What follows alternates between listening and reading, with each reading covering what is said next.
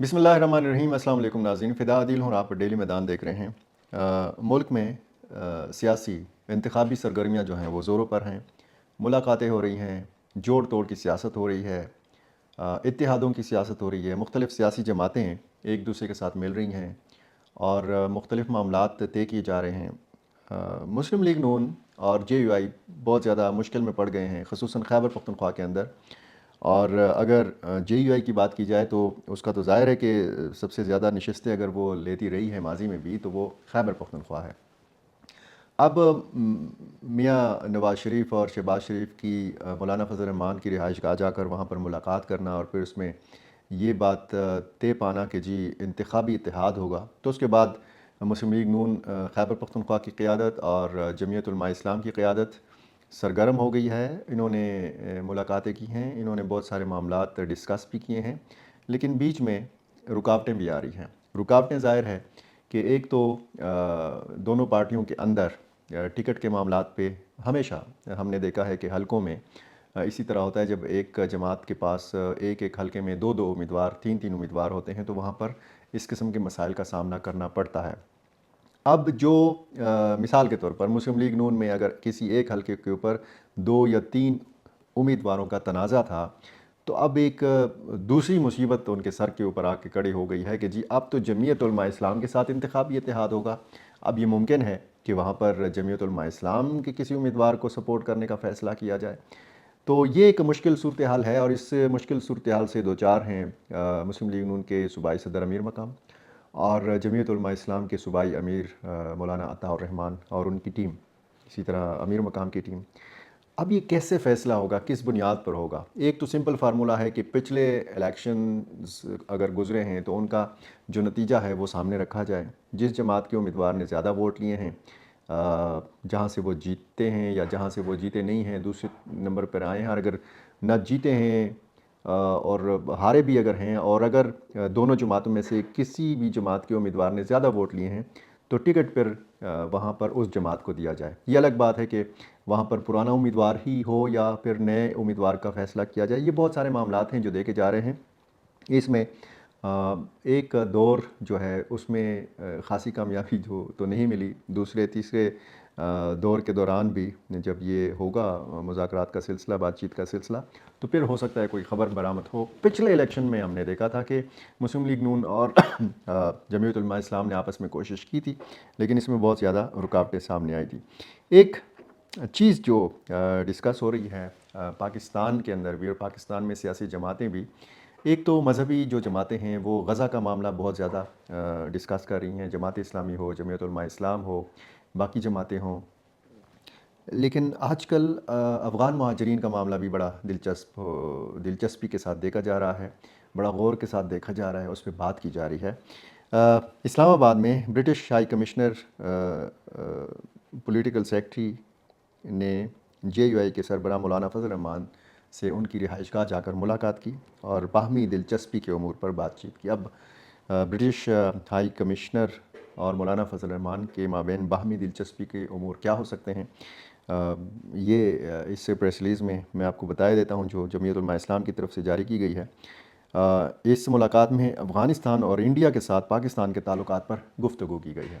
مولانا فضل الرحمان کے ساتھ افغانستان اور انڈیا کے ساتھ جو پاکستان کے تعلقات ہیں، ان معاملات کے اوپر گفتگو کی گئی ہے۔ افغانستان میں خواتین کی تعلیم سمیت افغان مہاجرین کی واپسی پر بھی تبادلہ خیال کیا گیا ہے۔ برطانوی ہائی کمشنر کی افغانستان میں خواتین کی تعلیم کے حوالے سے مولانا فضل الرحمان سے تعاون کی اپیل، یعنی برطانیہ یہ چاہتا ہے کہ افغانستان میں خواتین کی تعلیم کے حوالے سے مولانا فضل الرحمان تعاون کریں، یعنی وہ افغان طالبان کے ساتھ، افغان حکومت کے ساتھ بات کریں تاکہ یہ جو معاملہ ہے افغان خواتین کی تعلیم کا، یہ مسئلہ جو ہے یہ حل ہو۔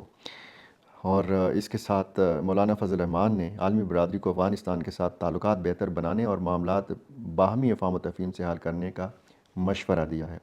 ساتھ میں مغرب اور اسلام کے درمیان ثقافتی تقسیم کو تسلیم کیا جائے، یہ کہنا ہے مولانا فضل الرحمان کا۔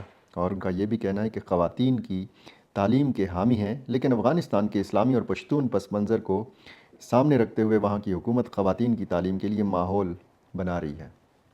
یہ یقین دہانی کرائی ہے مولانا فضل الرحمان نے۔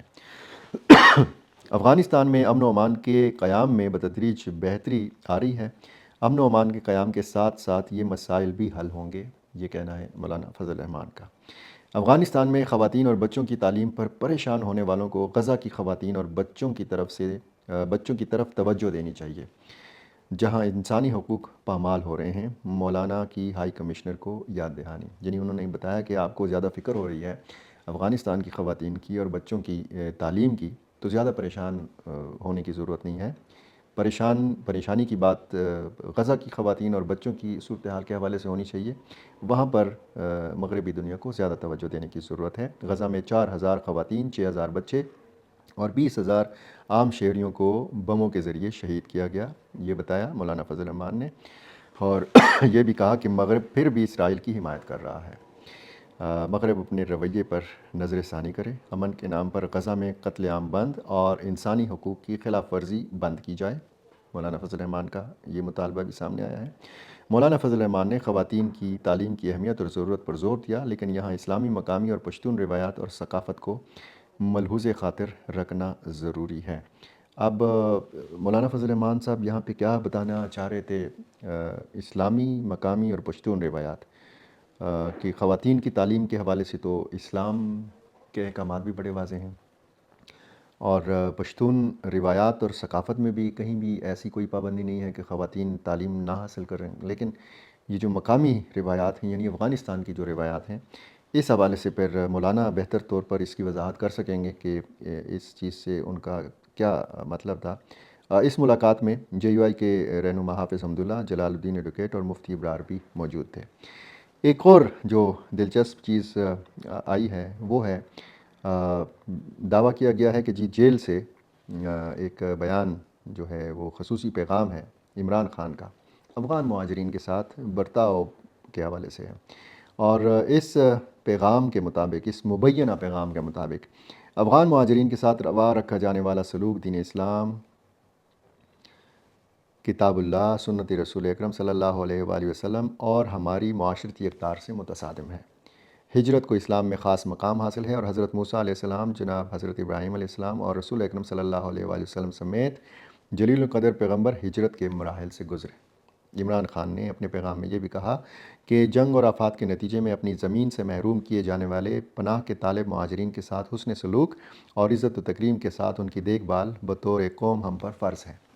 عمران خان نے یہ بھی کہا کہ افغانستان ہمارا برادر اسلامی ملک اور ہمسایہ ہے۔ دونوں ممالک کے عوام صدیوں پر محیط برادرانہ تعلقات میں بندھے ہوئے ہیں۔ قوموں کے لیے اپنے ہمسائے بدلنا ممکن نہیں ہوتا، وقت کے بہاؤ کے ساتھ انہیں ایک دوسرے کی ضرورت پڑتی ہے۔ ہمسایوں کے ساتھ گہرے بااعتماد تعلقات پاکستان کے محفوظ مستقبل کی ضمانت ہیں۔ عمران خان نے اپنے پیغام میں یہ بھی کہا، پاکستان نے 40 برس تک افغان مہاجرین کی خدمت کی ہے۔ محض ناقص حکمت عملی کے باعث برسوں پر محیط مہمان نوازی کے اثرات ضائع کیے جا رہے ہیں۔ 250 ملین نفوس پر مشتمل قوم پر 1.5 ملین مہاجرین کچھ زیادہ بوجھ نہیں۔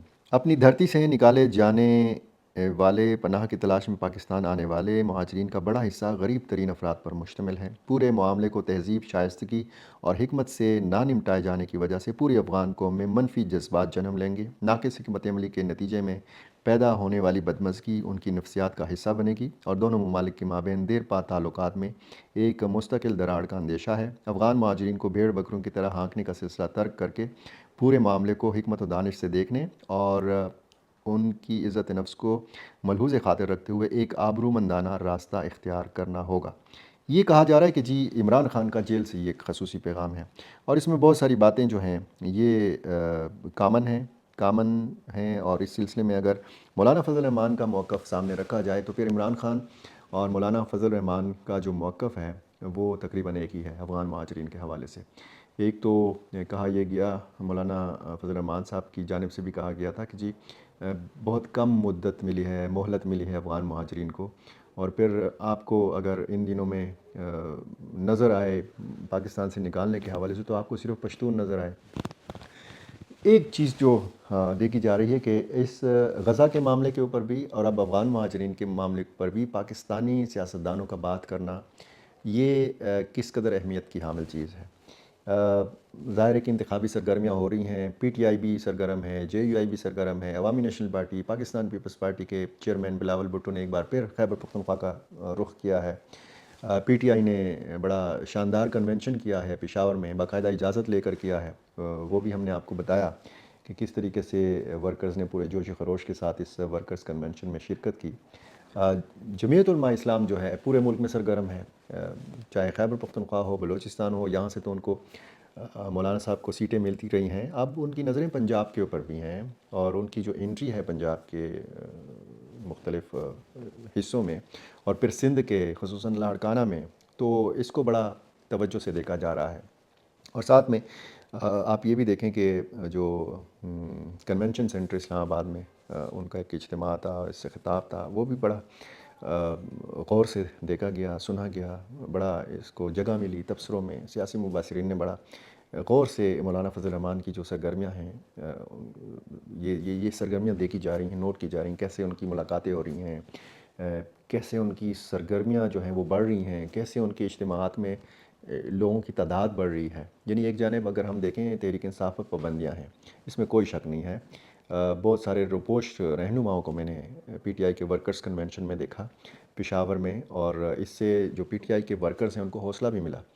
اب دیکھنا اب یہ ہے کہ جو وہ جس لیول پلینگ فیلڈ کی بات کی جاتی ہے وہ کس حد تک یقینی بنتا ہے۔ ایک تو بلے کا جو نشان ہے اس حوالے سے بات ہو رہی ہے، انٹرا پارٹی الیکشنز پر بہت بات ہوئی پی ٹی آئی کے، اور ایک دوسرے کو کس طریقے سے سیاسی جماعتیں کوشش میں ہیں کہ نقصان پہنچائیں، کیسے گین کریں، کیسے وہ نشستیں حاصل کریں، عوام تک کیسے جائیں، لیکن ساتھ ساتھ امن و امان کی صورتحال کے حوالے سے ایک بار پھر شدت کے ساتھ بات ہونا شروع ہوئی ہے، خصوصاً جب آپ گورنر خیبر پختونخوا کے بیانات کا جائزہ لیں، جب آپ مولانا فضل الرحمان کے بیانات کا جائزہ لیں، جب آپ نگران وزیر اعظم انوار الحق کاکڑ کے بیانات کا جائزہ لیں، اور وہ بھی کہتے ہیں کہ امن و امان کی صورتحال بہتر نہیں ہے اور جہاں پہ ضرورت پڑے گی تو ہم فوج کو طلب کر سکتے ہیں، تو یہ خدشات جو ہیں ان خدشات کو الیکشن کے انعقاد کے ساتھ جوڑا جا سکتا ہے، جوڑا جا رہا ہے، اور یہ سوال اٹھایا جا رہا ہے کہ کیا 8 فروری کو الیکشنز کا انعقاد جو ہے وہ ممکن ہے۔ ابھی تک شیڈول کا اعلان نہیں ہوا، الیکشن کمیشن آف پاکستان نے کہا ہے کہ کچھ ہی روز میں الیکشن شیڈول کا بھی اعلان آ جائے گا۔ اب جہاں پر موسمی شدت جو ہے وہ اجازت نہیں دیتی، جہاں پہ امن و امان کی صورتحال خراب ہے، تو وہاں پر کیا 8 فروری کو الیکشن ہوں گے بھی یا نہیں ہوں گے؟ اگر ہوں گے تو کیا مرحلہ وار ہوں گے؟ پہلے مرحلے میں پرامن علاقوں میں ہوں گے، بعد میں پھر جہاں پر زیادہ مسائل تھے تو وہاں پر کیے جائیں گے، کس طریقے سے کیے جائیں گے؟ کیا تمام سیاسی جماعتیں جو دعویٰ تو کرتی ہیں کہ جی ہم تیار ہیں، کیا وہ واقعی تیار ہیں؟ کیا واقعی ایسا ہی ہے کہ پاکستان تحریک انصاف کا ووٹ بینک جو ہے وہ انٹیکٹ ہے؟ کیا واقعی ایسا ہی ہے کہ پاکستان تحریک انصاف جو ہے حقیقت میں خطرہ ہے؟ تو یہ تو ساری چیزیں تب پتہ چلیں گی جب الیکشن ہوگا، جب پولنگ ہوگی، جب میدان سجے گا، اور جب میدان سجے گا تو آپ بھی دیکھیں گے، اور لازم ہے کہ ہم بھی دیکھیں گے اور آپ بھی دیکھیں گے اور سب دیکھیں گے۔ تماشا کیسے ہوگا، اس تماشا کو انجام تک پہنچانے کے لیے کیا کیا حربے جو ہیں وہ اختیار کی جا رہے ہیں، اور جب میدان سجے گا تو پھر ظاہر ہے کہ کوئی ہارے گا، کوئی جیتے گا، اور ہارنے والوں کو بھی جو ہے دیکھیں گے اور جیتنے والوں کو بھی دیکھیں گے۔ بہت شکریہ۔